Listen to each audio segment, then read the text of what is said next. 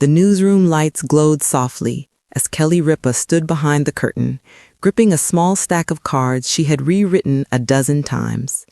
Her hands trembled, not from nerves of going live.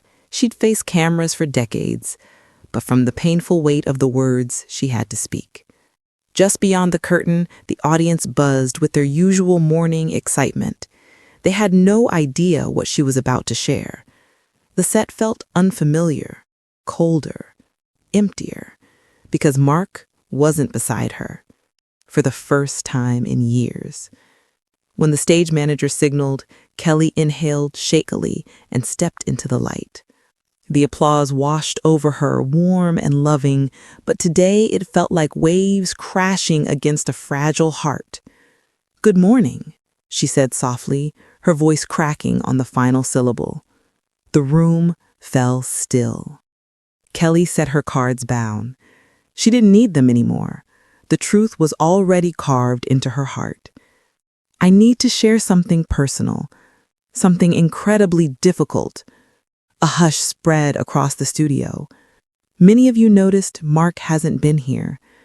I know the world loves us seeing each other, and trust me, I love being beside him more than anything."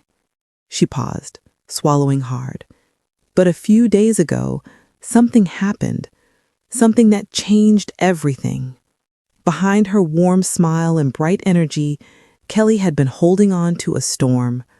Mark had suffered a sudden, devastating setback, an injury that left him unable to speak for an unknown amount of time, a freak accident during a charity event, a fall that seemed harmless until the doctors delivered the news. His vocal cords were severely damaged. For a man whose life revolved around storytelling, performing, connecting, this was a loss deeper than words. Kelly took a deep breath. "Mark lost his voice," she finally said, her eyes filling. "Not forever, we hope, but enough that he can't be here, can't talk, can't laugh with us the way he always does." Gasps echoed through the room.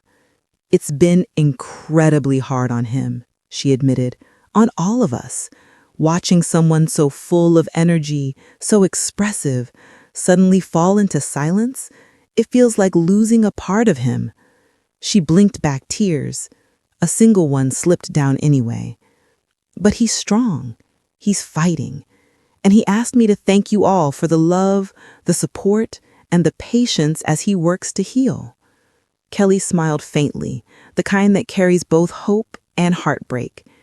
"He wanted me to tell you one thing. He misses you, more than you know." The audience rose in a quiet, emotional standing ovation.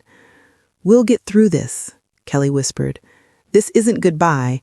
It's just a pause. A painful one, but temporary." She touched the empty chair beside her. "And until he comes back, I'll hold his place warm." The studio lights glowed brighter, but Kelly's voice softened into a promise. "Mark will rise again, and when he does, the world will hear him louder than ever."